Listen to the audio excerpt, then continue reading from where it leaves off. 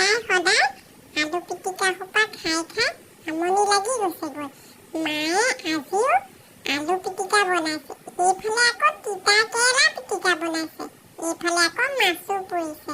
মুঠতে এই পিটিকা সোপা দেখি দেখি যে খঙি উঠে।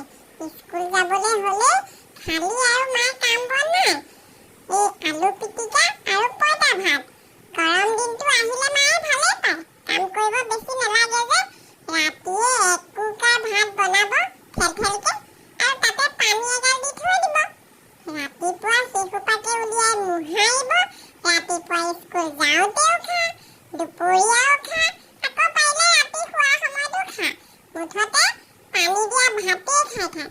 মায়ে কয় পানী দিয়া ভাত খালে হেনো স্বাস্থ্যৰ কাৰণে ভাল, সেইকাৰণেতো মই নুদুকা হাতী পোৱালিটোৰ নিচিনা হৈ গৈছো, পানী দিয়া ভাত সোপা খাই খাই।